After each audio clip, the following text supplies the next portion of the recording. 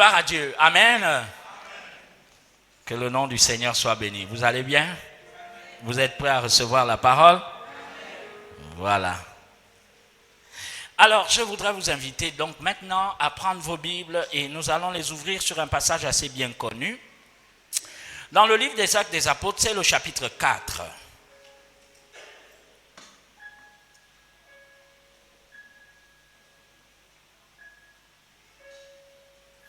Si vous y êtes, dites avec moi Amen. Actes des Apôtres 4.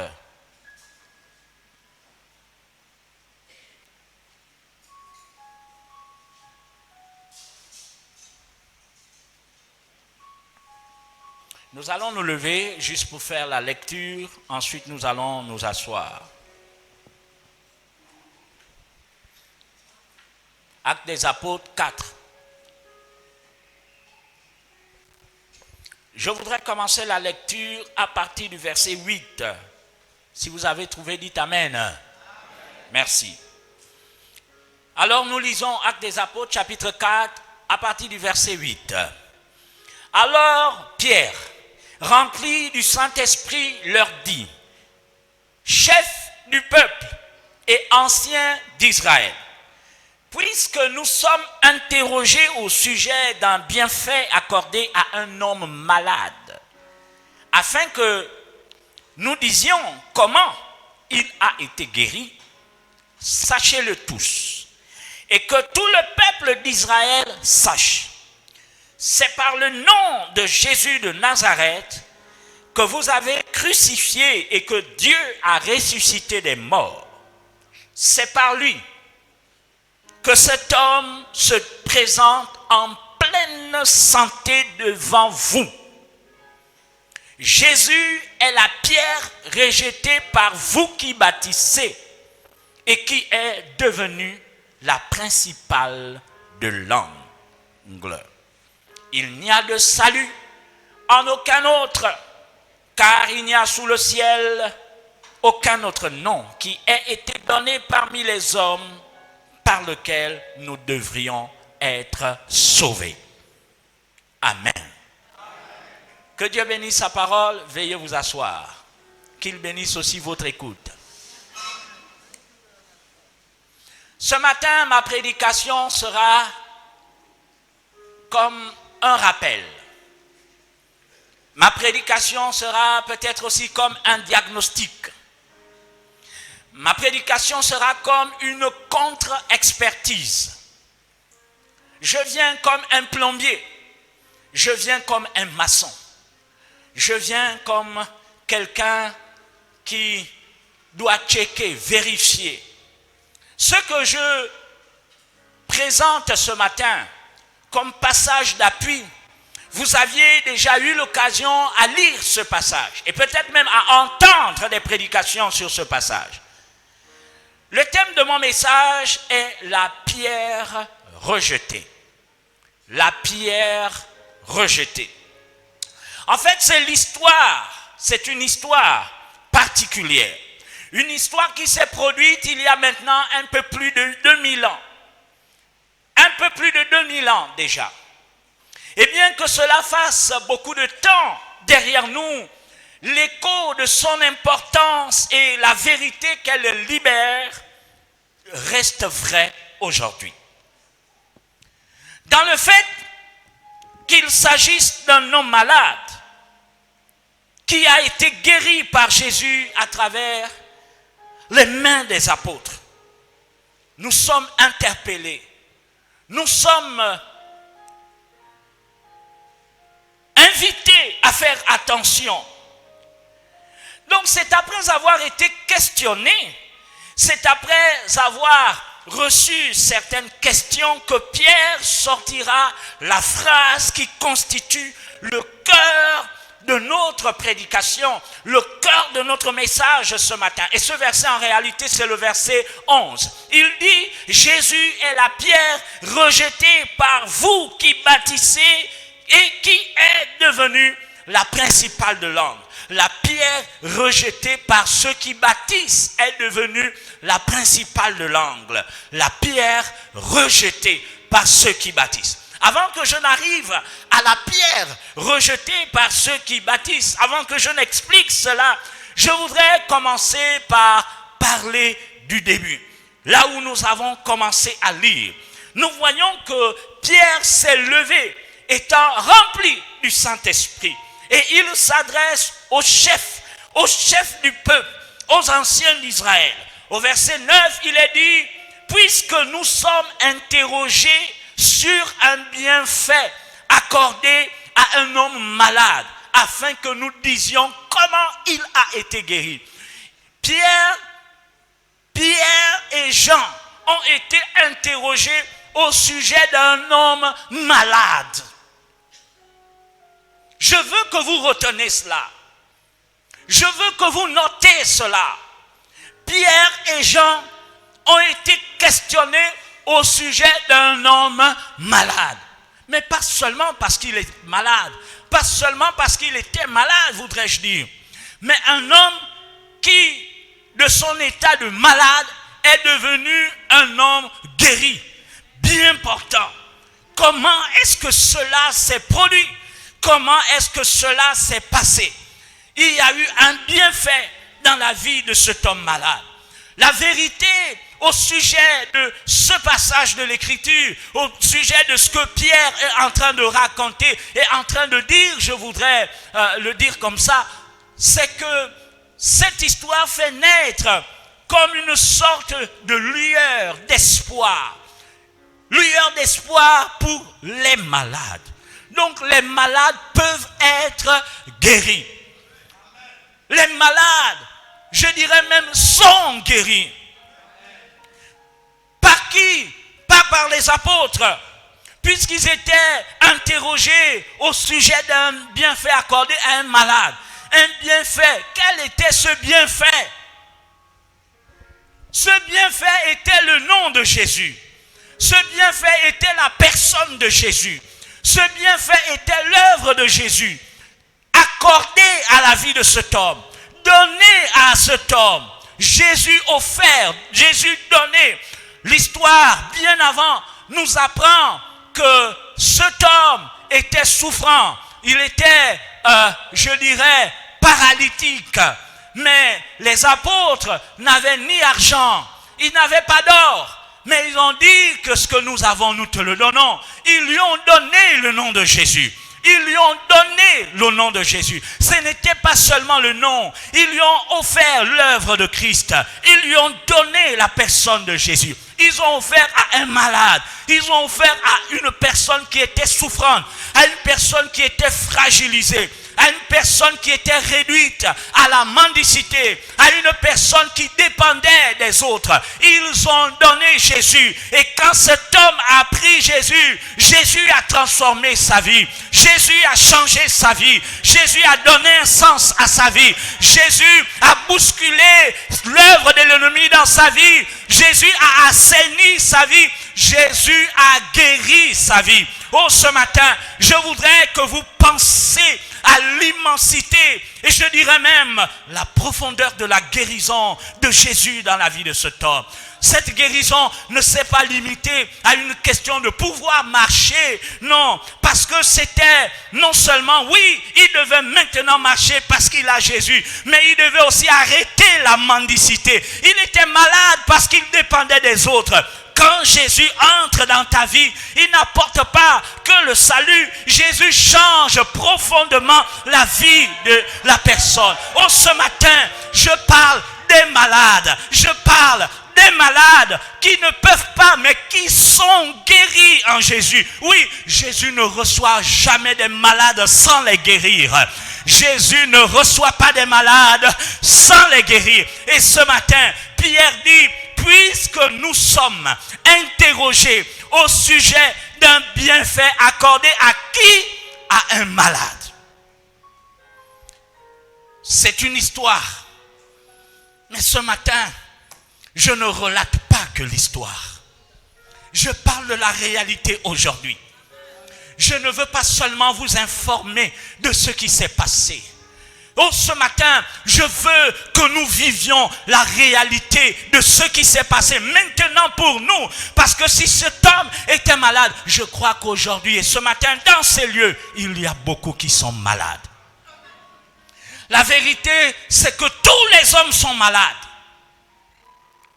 Tous les hommes sur la terre sont malades. Vous qui me suivez en différé ou en direct, vous êtes malades. Les hommes sont malades. Et la maladie de l'humanité a commencé depuis le jardin d'Éden.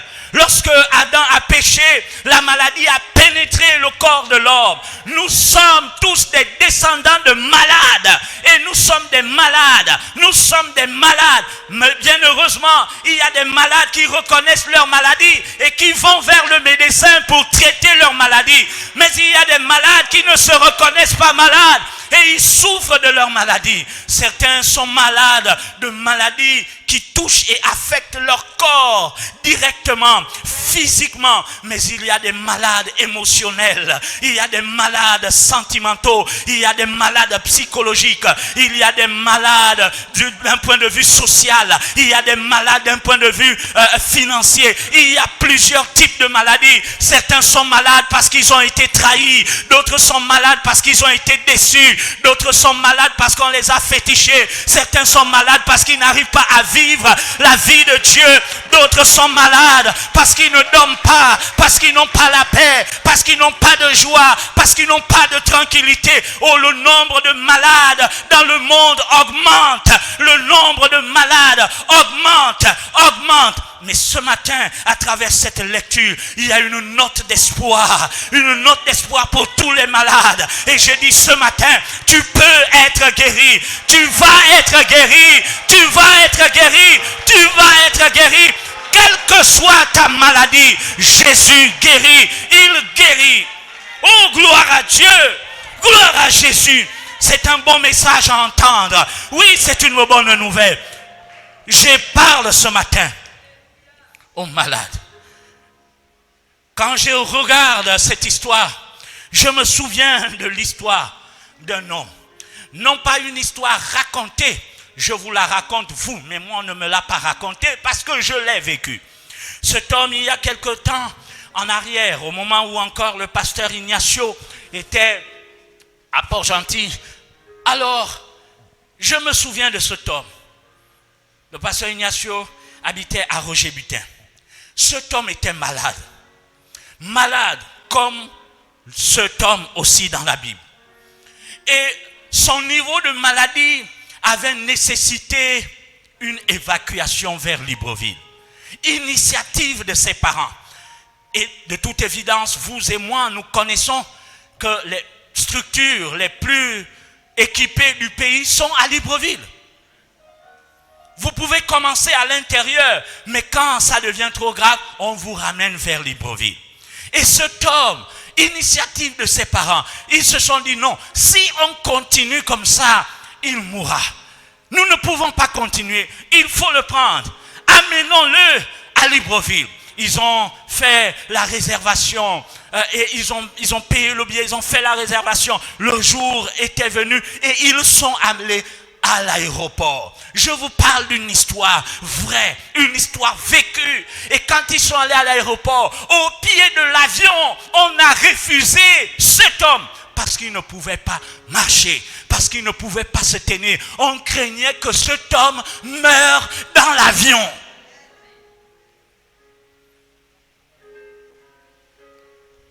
Qu'est-ce que les parents devaient faire? Vous et moi, dans une telle situation, qu'est-ce que nous sommes censés faire? Peut-être d'abord au début c'est la colère. Mais s'ils sont déterminés, qui ne vous laissent pas passer, qui ne vous laissent pas rentrer, vous commencez à cogiter, essayez de faire un compte à rebours. Mais il lui reste combien de temps à vivre? Et combien de temps? Et puis parmi les personnes qui étaient là, les parents qui l'ont amené à l'aéroport, il y a une qui priait à l'église. Elle a dit, bon, ce n'est pas grave. Allons-y quand même voir notre pasteur. Mon pasteur, il va prier pour lui. Je ne sais pas la suite, mais il va prier pour lui.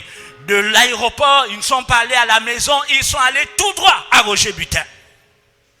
Ils sont venus chez le pasteur et ils nous ont trouvés là, chez le pasteur. On a vu le véhicule garé devant la barrière. Le véhicule s'est garé, un taxi. Les gens sont descendus et on l'a porté jusque dans la maison du pasteur. Oh, pasteur, le pasteur sort. Oh, mais qu'est-ce qui se passe? Voici le cas. Ils ont expliqué. Vous pouvez être naturellement, humainement parlant, effrayé quand vous faites face à une telle situation. Quelqu'un qui n'arrive plus à se tenir. Mais je crois que ce jour-là, le pasteur était rempli de l'Esprit de Dieu. Et il a dit, mon frère, est-ce que tu veux donner ta vie à Jésus? Il va te guérir. Cet homme, comment pouvait-il dire non lorsqu'on est aux portes de la mort? Lorsqu'on est dans la profondeur de la souffrance, je crois qu'il n'y a plus autre chose qu'à dire, oui, je le veux. Est-ce que tu le veux de tout ton cœur? Oui, je le veux. Il lui a fait accepter le Seigneur. Je vous assure, on a commencé à prier pour ce monsieur. On a prié pour lui. Nous l'avons vu transpirer. Nous l'avons vu trembloter. Nous l'avons vu s'agiter. Mais ce que je sais, ce que mes yeux ont vu, c'est qu'il est sorti de la maison du pasteur sans que personne ne l'attrape. Il est allé lui-même monter dans le taxi pour repartir à la maison. Voici ce que Jésus fait dans des vies des personnes qui souffrent. Oh, Jésus guérit les malades. Je dis Jésus guérit les malades. Jésus guérit les malades. Il le guérit. Le problème c'est que, est-ce que tu sais que tu es malade? Le malade n'est pas seulement celui qui est à l'hôpital, qui est sous un traitement avec des médicaments ou peut-être sous perfusion.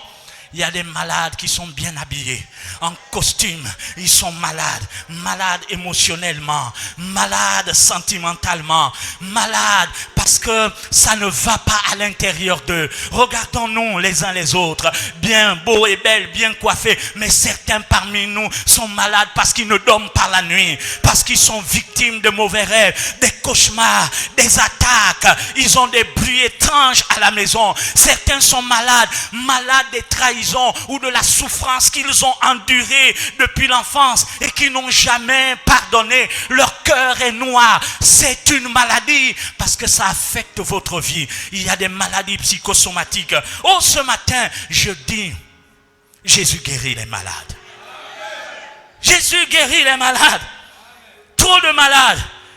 Et je parle ce matin à un malade homosexuel, à un malade qui est lesbienne, je parle à un malade prostitué, je parle à un malade voleur, je parle à un malade mendiant, je parle à un malade corrompu et corrupteur, je parle à un malade, tout type de malade, un sorcier, quelqu'un qui fait recours à des œuvres et des pratiques étranges. Il est malade et beaucoup de personnes sont malades, trop de gens sont malades. Jésus est là. Jésus est là. Dans la plupart des dictionnaires de la langue française, un malade est déterminé comme quelqu'un qui se trouve dans un mauvais état de santé. Quelqu'un qui ne se porte pas bien. On peut ne pas bien se porter sentimentalement. Malade à cause de son couple. Malade à cause de sa famille, malade à cause de sa maison, malade. Et beaucoup ne sont pas heureux parce qu'ils sont malades. Ils souffrent. On souffre. Jésus a dit, venez à moi vous tous qui êtes fatigués et chargés, je vous donnerai du repos. Il appelle ceux qui sont chargés et fatigués. Fatigués de demander de l'aide aux hommes qui ne satisfait pas leurs besoins. Fatigués des fausses promesses qui ne se réalisent pas. Fatigués de ces mauvais souvenirs qui continuent à leur faire du mal émotionnellement. Fatigués. Jésus appelle tous ceux qui sont chargés, ceux qui ont le cœur chargé, ceux qui ont l'esprit chargé, ceux qui n'ont plus de sommeil. Jésus appelle ceux qui sont fatigués de la mauvaise vie, fatigués de ce que l'alcool même ne peut pas résoudre leurs problèmes. Ils ont cru, elles ont cru, le tabac, ils ont cru, elles ont cru, mais ça ne résout pas. Jésus appelle les fatigués. Avec Jésus, les malades peuvent être guéris. La deuxième chose que je voudrais dire après le fait que les malades sont guéris, tel que c'est donné au verset 9, la deuxième chose, c'est que vous pouvez devenir un bon constructeur. Amen. Oh, gloire à Dieu. Et c'est ce matin l'image d'un plombier, l'image de quelqu'un qui vient faire une contre-expertise. Un bon bâtisseur, un bon constructeur. Pourquoi devrais-je parler de cela lorsqu'avant on a parlé de malades qui peuvent être guéris? Eh bien simplement parce que c'est l'image même qui ressort de notre passage. Il est dit la pierre rejetée par ceux qui font quoi? Qui bâtissent. Par ceux qui construisent. La pierre rejetée.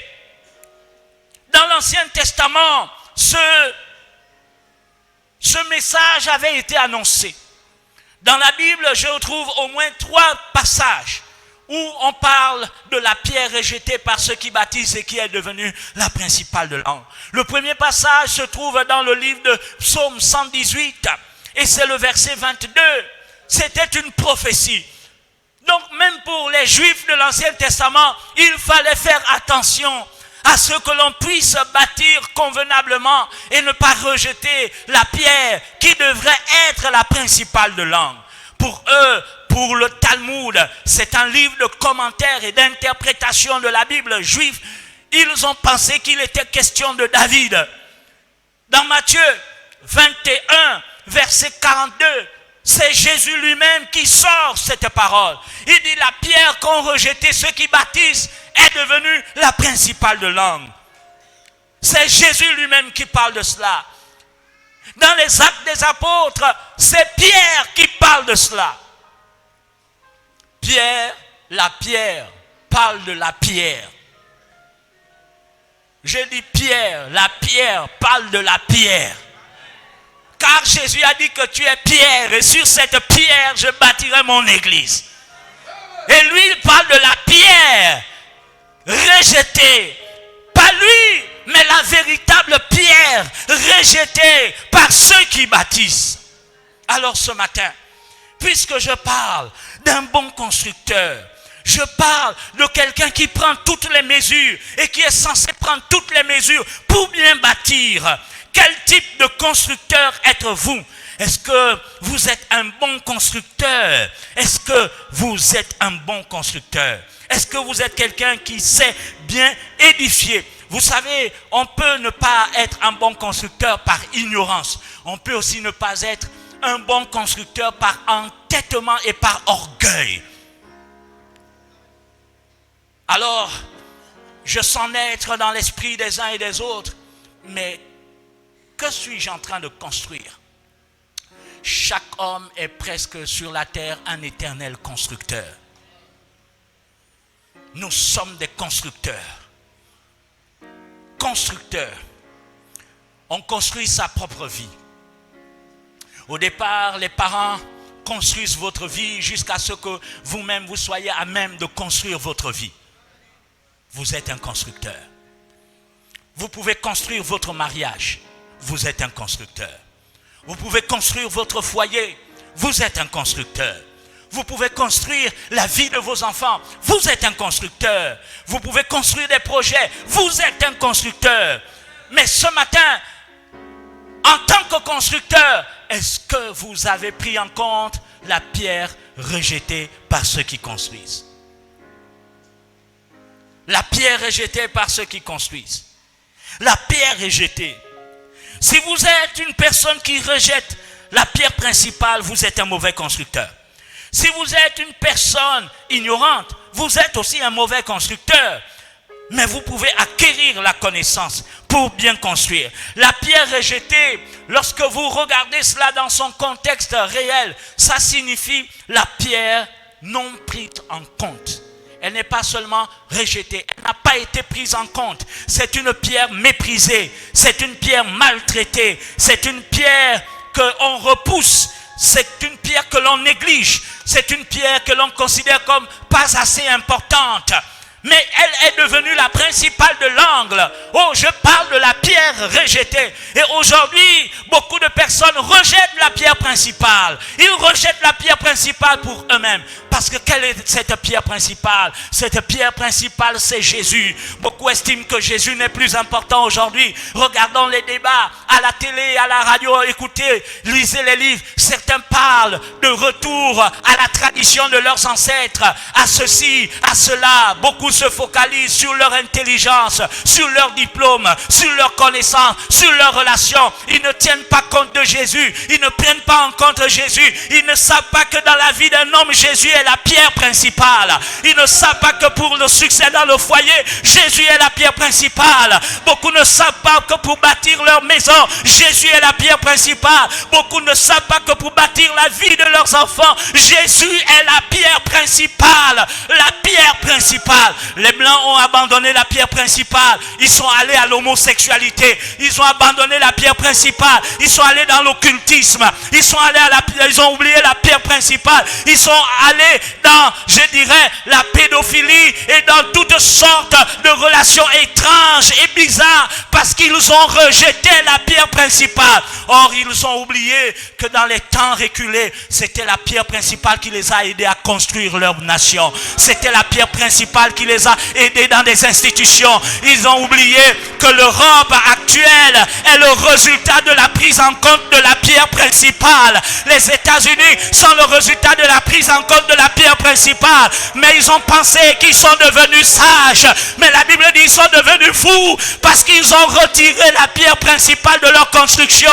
Et leur construction sont en train de tomber. Les enfants ne respectent pas les parents. Les uns, ils tuent même leurs parents. Ils tuent leurs amis. Ils sont dans une vie non conforme à la volonté de Dieu. Quand on rejette la pierre principale, on détruit la société. Quand on rejette la pierre principale, on détruit le foyer. Quand on rejette la pierre principale, on détruit sa vie. Parce que c'est la pierre principale qui apporte l'équilibre à la vie. Je dis c'est la pierre principale qui apporte l'équilibre à la vie. La pierre principale te maintient dans les valeurs. La pierre principale te maintient dans une moralité de haut niveau. La pierre principale te donne l'amour de ton prochain. La pierre principale fait en sorte que tu prennes en compte ta famille. Les gens rejettent la pierre principale parce qu'ils rentrent dans l'occultisme. Mais l'occultisme ne vous amène pas à prendre en compte vos frères et sœurs. Dans l'occultisme, beaucoup sacrifient leur père, leur mère, leurs frères, leurs sœurs pour s'enrichir. Sans la pierre principale, on est égoïste. Sans la pierre principale, on est méchant. Sans la pierre principale, on devient voleur. Sans la pierre principale, on est un menteur. Sans la pierre principale, on est quelqu'un dont la vie est désagréable. La pierre principale. Je parle de la pierre principale. Cette pierre principale, c'est Jésus. L'élément central de la vie. L'élément central de chaque homme. L'élément central de chaque foyer. De chaque société. Parce que là où il y a le mensonge, Jésus n'est pas là. Jésus n'est pas un menteur. Il dit je suis la vérité et je suis la vie. Il est la vérité, la vie. Là où il n'y a pas la vérité, le mensonge est là. Oh, là où il n'y a pas l'amour du prochain, Jésus n'est pas là. Alors vous connaissez des gens et des personnes qui s'enrichissent, mais ils n'aiment pas les membres de leur famille. Mais ils n'aident pas les membres de leur famille. Ils ne soutiennent pas les membres de leur famille. Oh, ils pensent même qu'ils doivent sacrifier des parents pour être riches parce que la pierre principale n'est pas là. Mais attendez, malgré votre richesse, arrêtez-vous un instant. Est-ce que vous êtes heureux? Je dis, est-ce que vous êtes heureux? Lorsque vous êtes seul, est-ce que vous êtes heureux? Parce qu'il n'y a pas de bonheur sans la pierre principale. Ça n'existe pas. Il est la pierre principale. Je m'adresse à vous ce matin. Vous savez, on peut faire croire qu'on a construit son foyer avec la pierre principale. Mais on l'a oublié. Il y a des choses qui sont restées dans la tête, mais que les mains n'ont pas accomplies. Il m'est arrivé une fois d'écrire. Je lis une phrase, mais dans les faits, il y a un mot que j'ai oublié. Je ne sais pas si vous êtes déjà arrivé à supposer que vous aviez envie d'écrire, je ne sais pas quoi, le Seigneur est bon, et vous écrivez le Seigneur bon. C'est resté dans la tête, mais la main n'a pas écrit est. Et des fois, même quand on lit la Bible, on a tellement certains versets en tête que quand on lit, en fait, on les récite. On ne les lit pas directement. Mais il arrive que parfois, en lisant, tu te rends compte que tu as sauté un mot. Si une version change un peu un mot, tu as l'impression que tu veux toujours réciter l'ancienne version. Vérifiez. Est-ce que en tant que constructeur, la pierre principale est là? Oh, je vous dis ce matin, quand la pierre principale est dans votre vie, vous n'enviez personne. Oh, je vous dis ce matin, quand la pierre principale est dans votre maison est agréable. Je dis, quand la pierre principale est dans votre foyer est un foyer équilibré. Quand la pierre principale est dans une société, c'est une société agréable. Oh, les gens se trompent lorsqu'ils disent que Jésus, c'est la religion des Blancs. Ce n'est pas la religion des Blancs. Les gens se trompent. Étudiez l'histoire des peuples africains. Je voudrais vous parler d'un peuple, l'Égypte. L'Éthiopie. Vous savez que l'Éthiopie n'a pas été colonisée. L'un des rares pays non colonisés. À l'époque, lorsque les grandes nations coloniales venaient pour coloniser certains pays, ils ont fait face à l'Éthiopie. Le roi à l'époque, ou empereur, on lui a demandé de se soumettre. Je crois que ça devrait être les Anglais. Il a dit non, il ne se soumet pas. Les autres nations à l'époque étaient très équipées militairement. Ils avaient de quoi soumettre l'Éthiopie. Alors ce jour-là, j'ai lu ce document et ça m'a particulièrement touché. Le roi a fait une communication dans tout son royaume. Il a dit, je demande l'aide de tout le peuple. Nous allons défendre notre territoire. Nous allons défendre notre pays. Ils ont les armes. Nous, on n'a que nos hommes. On a nos prières. Et on a notre Seigneur Jésus-Christ. Il nous défendra. Et je déclare, cette guerre-là, nous la gagnerons. Et jusqu'à aujourd'hui, l'Éthiopie n'a pas été colonisée. Gloire à Dieu! Gloire à Dieu! Si c'était le Dieu des Blancs, l'Éthiopie c'est une vieille nation. Dans la Bible, on parle de l'eunuque éthiopien. À ce moment où on parle de ça, le Gabon même était quelle nation encore? Les choses des Blancs. Eux, ils ont compris que Jésus est le Seigneur des Seigneurs. Il est la pierre principale. Il est la pierre principale.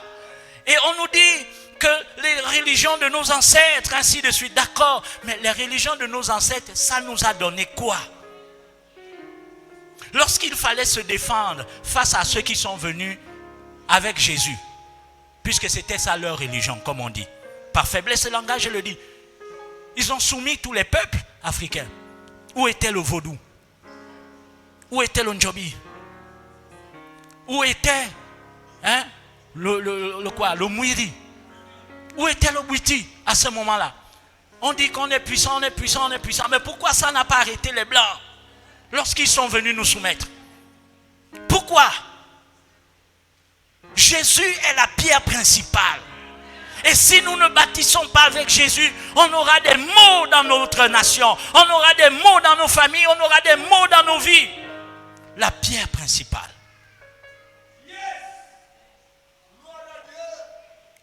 Jésus est la principale de langue. C'est le troisième point. Être la principale de langue, la pierre principale de langue. Oh, gloire à Dieu. C'est être la tête d'un corps. C'est être la tête d'un corps. Que Céphalée, c'est le terme grec qui donne l'idée de la tête du corps. Jésus est la tête du corps. Je sais, même si je n'ai pas toute une expérience en médecine, mais je sais que tous les membres, les autres parties du corps peuvent être soit remplacés ou même enlevés, sauf la tête. Même le cœur, on peut le changer. Même le cœur, quelqu'un peut avoir un cœur artificiel. Mais dire qu'on coupe la tête et puis on prend une autre tête, on met.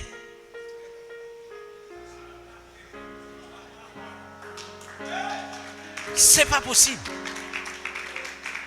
Quelqu'un peut vivre sans ce bras, son bras, même les deux bras, il peut vivre sans ça. Il ne meurt pas. Quelqu'un peut vivre même sans les deux jambes. Il ne meurt pas. Quelqu'un peut vivre sans un œil, même sans les deux, il peut vivre.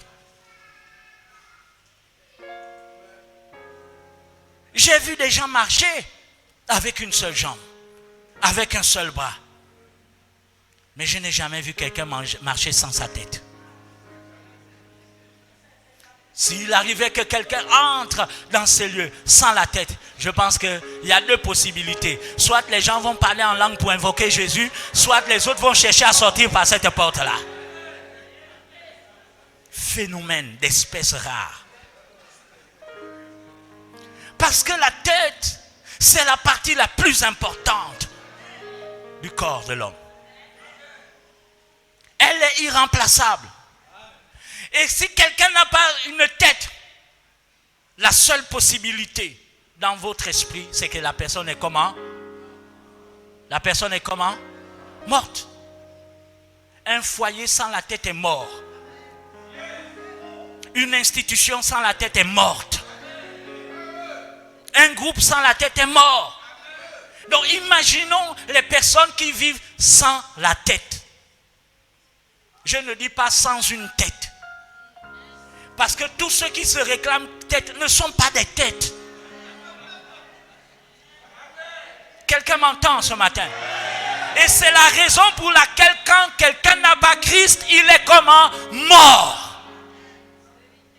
Si quelqu'un a pour tête le diable, il est toujours mort. Parce qu'il n'a pas quoi? La tête. C'est Jésus qui est la tête.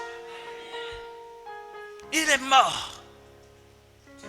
Et beaucoup sont comme des êtres sans tête. Mais ils sont guidés par quoi? Ils sont conduits par quoi? Peut-on vivre sans tête? Dans tout notre corps, tout est susceptible d'être changé, mais pas la tête. Il existe des organisations, des structures, des foyers, des familles, des mariages, des personnes sans tête, sans Jésus. J'invite les jeunes à avoir la tête. La tête, c'est Jésus. Il est la tête. Quand Christ est la tête, ça veut dire que c'est lui qui impulse toute la politique à votre vie. C'est lui qui impulse toute la vie à votre vie. Vous vivez selon ses valeurs. Vous vivez selon ses principes. Vous vivez selon sa parole. Vous vivez selon lui. Être la tête, c'est être aux commandes. Quand Christ est la tête de quelqu'un, c'est Christ qui commande sa vie. Quand Christ est la tête d'un foyer, c'est Christ qui commande ce foyer. Quand Christ est la tête d'un pays, c'est lui qui commande ce pays. Et c'est pour ça que la Bible dit, heureuse la nation dont l'Éternel est Dieu. Quand une nation n'a pas Jésus, c'est une nation en danger. Les gens n'hésitent pas à voler, à mentir et à faire du mal parce qu'ils n'ont pas Christ. Oui, je le dis, si tu n'as pas Christ, tu es perdu. Qui que tu sois, Jésus est la solution. Si Jésus n'était pas la solution, où sont les résultats? Jésus est la solution. Quand Christ est dans ta vie, tu ne peux pas voler. Si tu voles, Jésus n'est pas dans ta vie. C'est la preuve.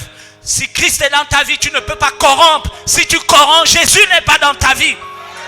Si Christ est dans ta vie, il t'amène à aimer ton prochain. Parce que Jésus lui-même, il est amour. Dieu est amour. On aime les autres. Oui, c'est ce que Jésus fait. Jésus transforme des sociétés. Jésus transforme des pays. Jésus transforme des nations. Jésus transforme des vies. Les vies, les nations sont transformées parce que Jésus a transformé le cœur de chaque citoyen.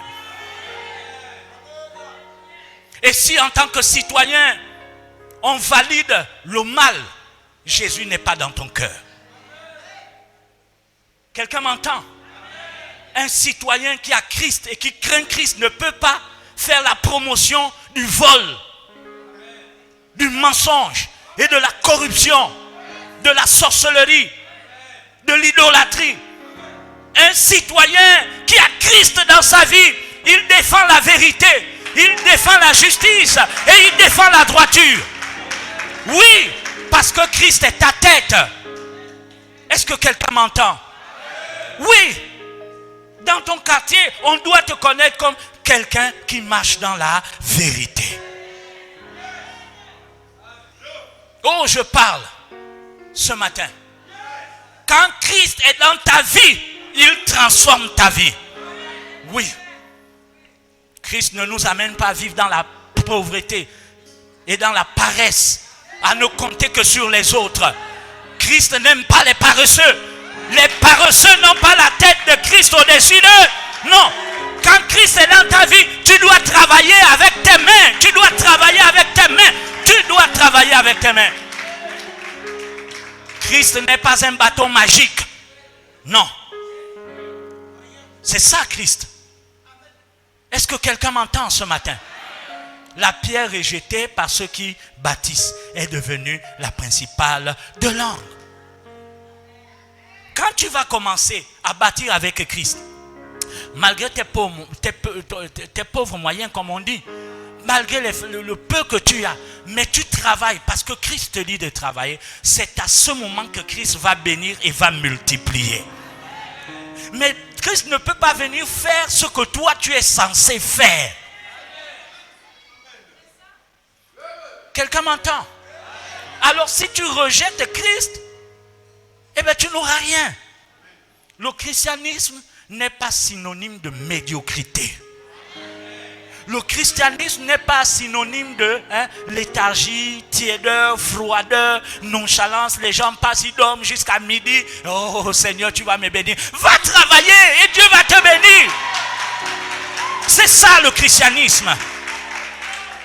Quand Christ est la tête, mais Christ ne dormait pas jusqu'à midi. Le matin très tôt, il se levait, il travaillait. Christ était un travailleur. Est-ce que quelqu'un m'entend? Christ était un travailleur.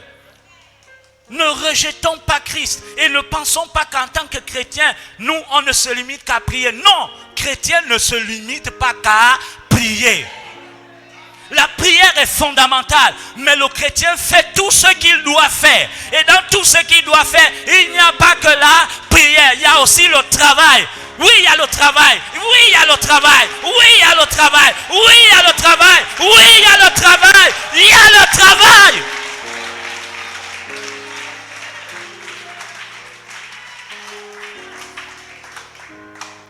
La pierre est jetée par ceux qui bâtissent. Bâtissons des vies solides. Bâtissons des vies équilibrées. Bâtissons des vies où Jésus est le Seigneur, est le Maître. Il n'y a rien que le Seigneur peut dire qu'il ne bénit pas. Enfin, sauf le péché.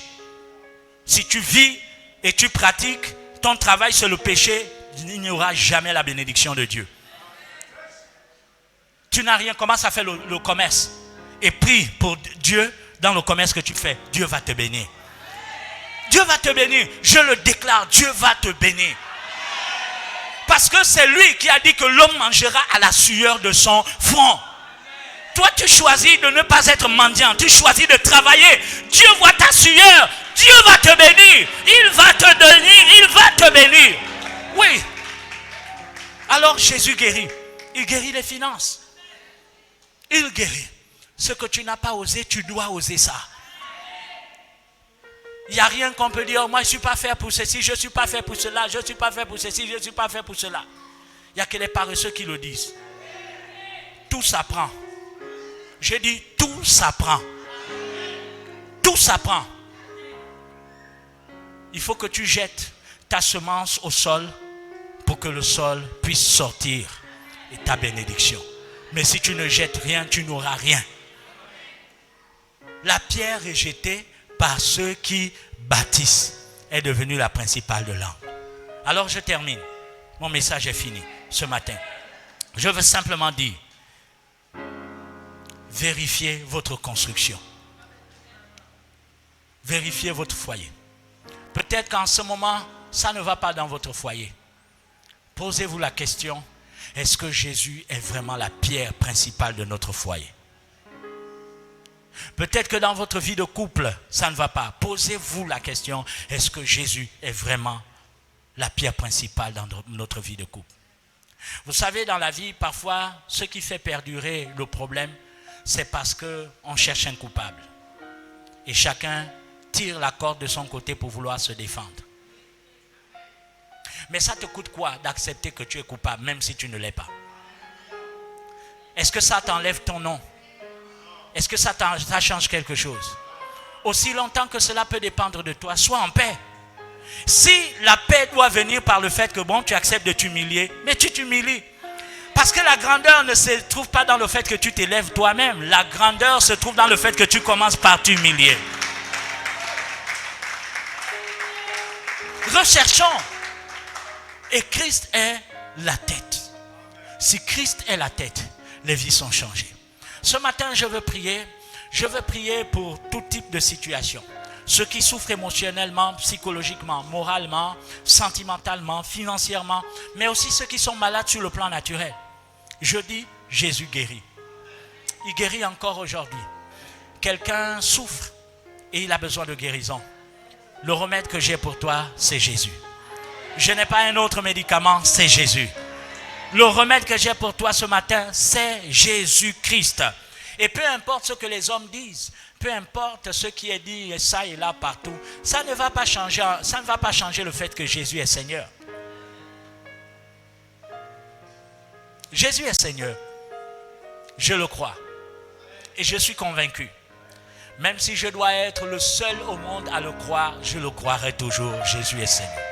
Personne ne peut faire dire à votre vie ou ne peut vous faire dire autre chose que ce que vous-même vous savez. Si quelqu'un vous fait le dire, c'est que vous êtes le plus malheureux. Malheureusement, il y a des gens qui disent ce qui n'est pas vrai, qui changent la vérité. Mais vous-même, vous connaissez votre vie. Et ici, ce matin, je peux vous dire, il y a des gens qui étaient morts. Il y a des gens qui étaient perdus, que Jésus a retrouvés, que Jésus a sauvés. Il y a des personnes ici qui étaient des personnes qui dépassaient leur famille. Jésus les a transformés. Il y a ici des mauvais maris autrefois, mais Jésus les a rendus doux. Il n'y a que lui qui peut le faire. Je dis, il n'y a que Jésus qui peut faire ça. C'est pas le nganga.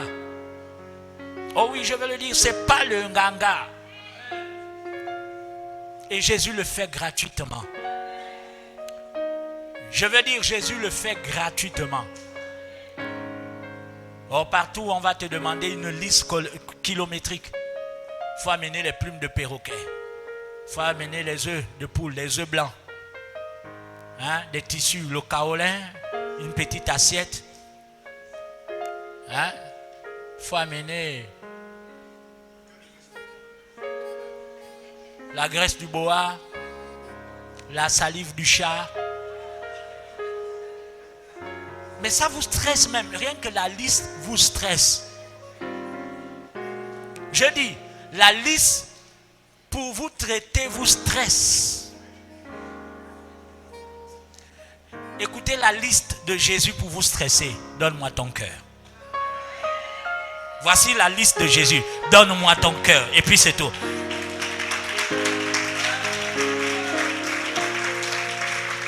Tu ne ne vas pas sortir ton cœur pour mourir toi-même, mais tu t'ouvres à lui simplement. Oui. Il y a des gens qui ont fait avaler des aiguilles. Mais oui. Certains ont des silures vivantes dans leur ventre. Vous voyez ce que le diable fait? Des gens pour te traiter, on t'a fait avaler la limace. Ah oui, je connais. Je connais. J'ai prié pour quelqu'un une fois à Port-Gentil, je vous assure. Cette personne-là, quand vous êtes à côté d'elle, mais c'est tout un combat dans son ventre. Mais qu'est-ce qu'il y a dans ce ventre? Qu'est-ce qu'il y a? Le diable humilie les hommes. Je vous assure que le diable humilie les hommes. Et beaucoup de nos rites nous humilient. Humilié. Quelqu'un va rester un mois dans un trou avec la fumée. J'ai prié pour quelqu'un comme ça, une maman à Port-Gentil, souffrante comme pas permis. Et comme elle n'avait plus d'argent, elle a dû quitter cet endroit. Quelle souffrance. Et comme beaucoup, vous savez, dans certains endroits où certains vont se faire traiter, elle devient la femme du nganga. Oui, beaucoup de jeunes filles. Non seulement toi tu es parti pour te traiter, mais c'est fini, tu t'accroches maintenant au nganga. Mais c'est quoi cette confusion là? Mon Dieu. Mon Dieu. J'ai vu cette femme. Je l'ai regardée. Mon Dieu. La douleur dans mon corps, dans ma vie. Pourquoi? Parce que je la regarde. C'était difficile. Vous savez, nous, dans nos entretiens, on voit beaucoup de choses. On entend beaucoup de choses. Cette femme ne pouvait pas lever la tête pour me regarder. À cause de son corps. Et je lui ai dit, maman, il n'y a qu'une seule chose. Si aujourd'hui, tu donnes ta vie sérieusement à Jésus, Jésus va te restaurer. Jésus va te nettoyer. Et Jésus va te sauver. Elle m'a dit, oui. Nous avons entamé notre programme de prière, de délivrance. Chaque matin, elle venait. On a fait, je crois, 1 ou 2 semaines. Chaque matin. Bien-aimé, j'ai vu. Ce sont des choses qui nous encouragent. Nous sommes contents. Pas pour notre gloire. C'est la gloire de Dieu. Mais nous avons l'assurance que Dieu est avec nous. Qu'est-ce que moi j'ai fait? Qui suis-je moi? Moi, je suis qui? J'ai commencé à prêcher la parole de Dieu, j'avais 15 ans. 15 ans. 15 ans que j'ai commencé à prêcher devant plus que ça. Je suis qui? Les Nganga, je ne connais pas ça. Depuis que le Nganga avait menti sur ma vie, je ne connais pas. Tous, je les vois comme des menteurs. Parce que ce Nganga-là m'a accusé de ce que moi-même je sais que je ne connais pas. Il a dit que ce sont ces esprits qui ont confirmé que j'ai volé la chaînette. Donc dans ce cas-là, j'ai dit, même tes esprits sont des menteurs. Fin. Ah oui. Ah oui. J'ai avoué ce jour-là que j'ai volé par peur.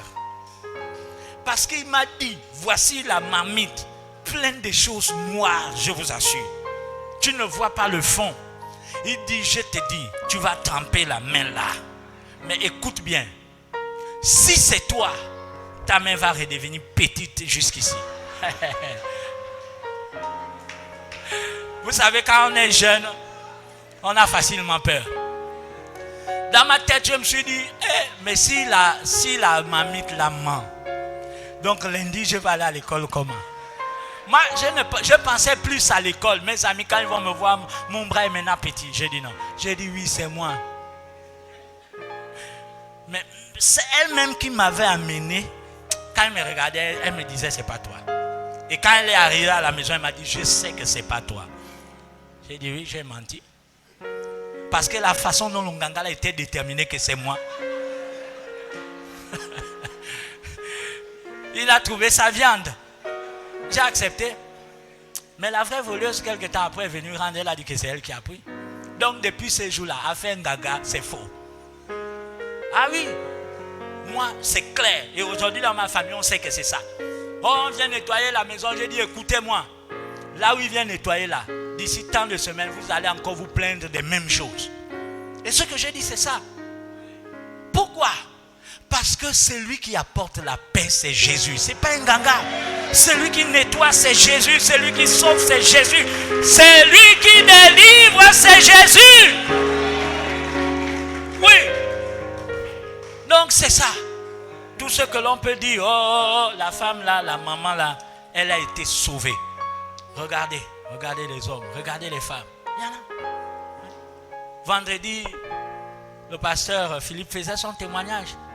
Comment maman Jeanne l'a supporté. Mais qui a travaillé sa vie? Là où il est devenu doux, sucré, bon, c'est Jésus. Ah, regardez, elle rit, elle connaît, c'est Jésus. Jésus transforme. Ça ne sert à rien de se battre sur des choses. Tu vas féticher un homme. Tu es sûr? Tu es sûr? Mais le jour où Jésus va délivrer, tes fétiches là deviendront quoi? Ouais. Que Dieu nous bénisse. Nous allons prier.